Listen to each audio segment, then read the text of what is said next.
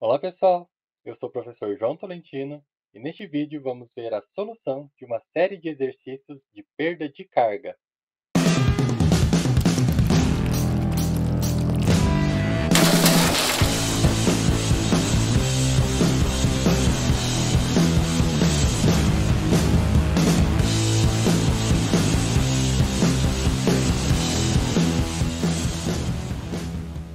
O primeiro exercício é o seguinte: a água flui de um reservatório até um aspersor funcionando com uma vazão de 5 metros cúbicos por hora e uma pressão de serviço de 3 kg-força por centímetro quadrado.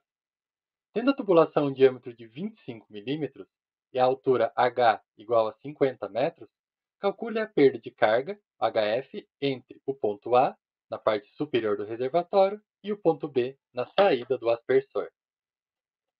O primeiro passo é calcular a velocidade da água na saída do aspersor, ou seja, a velocidade no ponto B. Para isso, utilizamos a fórmula da velocidade. 4 que multiplica a vazão, aqui dividido por 3.600 para a transformação de unidade, dividido por π, que multiplica pelo diâmetro da tubulação naquele ponto, 0,025 metros, né? Transformação de 25 milímetros elevado ao quadrado. Tudo isso é igual a 2,83 metros por segundo. Em seguida, calculamos a perda de carga pela equação do teorema de Bernoulli. No ponto A pressão é zero, pois só atua a pressão atmosférica. A velocidade ela é nula, ou seja, também é igual a zero, pois consideramos a água ou parada ou com uma movimentação muito lenta, né, um rebaixamento muito lento nesse ponto, sendo desprezível. Mais 50, que é a altura, né, do ponto A acima do ponto B. Tudo isso é igual a 30, a pressão de serviço no aspersor, aqui já transformado para MCA, né? Então uma regrinha prática para transformar o quilograma-força por centímetro quadrado para MCA é simplesmente multiplicar por 10.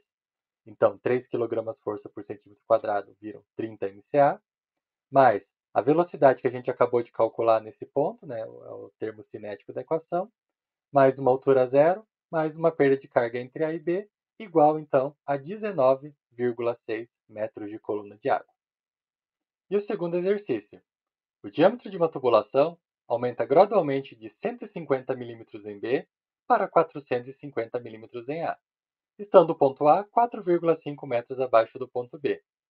Se a pressão em A for de 0,7 kg-força por centímetro quadrado e em B de 0,490 kg-força por centímetro quadrado, e a descarga de 140 litros por segundo, qual o sentido do escoamento e a perda por atrito entre esses dois pontos? Para iniciar a resolução, vamos calcular a velocidade da água nesses dois pontos. A velocidade em A, utilizando a nossa já conhecida equação para a velocidade, né, a partir da área e da vazão, VA igual a 0,88 metros por segundo. E, utilizando a mesma equação, agora para o diâmetro menor no ponto B, VB igual a 7,92 metros por segundo. Na sequência, calculamos a perda de carga pela equação do teorema de Bernoulli. Pressão no ponto A, 7 MCA, então já utilizando essa regra prática de transformação, quilograma-força por centímetro quadrado, multiplica por 10, igual a 7 MCA. Mais o termo cinético relacionado à velocidade 0,88, mais a altura zero do ponto A, igual a 4,9 MCA no ponto B, também transformado essa pressão, mais 7,92 ao quadrado dividido por 19,62 é o termo cinético, mais 4,5 metros da altura do ponto B, mais HF entre A e B. Resolvendo esta equação, HF de A para B igual a menos 5,56 MCA. No entanto, a perda de carga não pode ser negativa. Uma perda negativa seria o mesmo que um ganho, o que não faz muito sentido fisicamente, né? Então a gente deve reescrever esse termo HF para ele fazer mais sentido, invertendo o sinal e alterando a ordem aqui da perda de carga. Então a perda de carga ela não ocorre de A para B, mas assim, ao inverter o sinal, eu posso concluir que essa perda de carga ocorre de B para A. Tá? O que nos leva a concluir também que o sentido de escoamento da água nessa tubulação é do ponto B em direção ao ponto A. E o terceiro e último exercício, A canalização inclinada esquematizada na figura é composta por dois trechos de diâmetro 50 mm e 75 mm, cuja diferença de altura é de 1 metro. Analisando a deflexão da coluna de mercúrio do manômetro diferencial e sabendo que a canalização conduz água a uma vazão de 5 litros por segundo, determine o sentido do escoamento e a perda de carga no trecho AB. Para iniciar a solução desse exercício, vamos lidar com esse manômetro diferencial, tá? Cuja deflexão da coluna de mercúrio, como mostrado aqui na figura, é de 50 centímetros. Tá? Então, para isso, vamos calcular a diferença de pressão entre os pontos A e B. Tá? Colocando aqui na equação do manômetro diferencial, tá? E considerando essa deflexão de 0,5 metros ou 50 centímetros, multiplicado pela densidade do mercúrio, multiplicado aqui no outro lado pela densidade da água e somado a diferença de altura entre os pontos, a diferença de pressão PB menos PA igual a 5,3 MCA. No entanto, na equação do teorema de Bernoulli, nós não temos as pressões exatamente do jeito que aparecem aqui. Então, para simplificar no nosso próximo cálculo, eu vou admitir que a pressão em A é um valor qualquer, digamos igual a zero. Tá?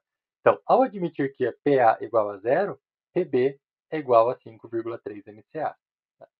Eu poderia assumir qualquer valor para PA, desde que aplicar nessa equação e calcular novamente um valor para PB. Por exemplo, se PA fosse igual a 1 MCA, PB seria igual a 6,3 MCA, e assim por diante. Tá? Apenas aqui assumo o valor zero, porque fica muito mais simples ainda de calcular nesse e nos próximos passos. Então, só relembrando que o manômetro diferencial ele não calcula a pressão absoluta nos pontos, mas apenas a diferença de pressão. Então, posso usar esse artifício para prosseguir com os meus cálculos. Na sequência, calculamos a velocidade no ponto A, igual a 2,55 metros por segundo, e a velocidade no ponto B, igual a 1,13 metros por segundo, utilizando também a equação da velocidade, né, em função da vazão e da área. E por último, calculamos a perda de carga utilizando a equação do teorema de Bernoulli. Então, a pressão no ponto A, admitimos ela igual a zero, somada ao termo cinético nesse ponto, mais uma altura igual a zero, é igual a 5,3 MCA a pressão no ponto B, como a gente já viu agora há pouco, né? Admitimos essa pressão também, mais o termo cinético do ponto B, mais a altura do ponto B, 1 metro acima do ponto A, mais HS de A para B, tudo isso igual a menos 6,03 MCA. Então, semelhante ao exercício anterior, a perda de carga ela não pode ser colocada aqui da forma negativa, né? Então, eu inverto o sinal, perda de carga de mais ou positivo 6,3 MCA, e posso concluir que a perda de carga ela ocorre do trecho B em direção ao trecho A. Né? Ou seja, o sentido do escoamento é do ponto B em direção ao ponto A. E assim, finalizamos a solução desses exercícios. Muito obrigado por assistir a esse vídeo.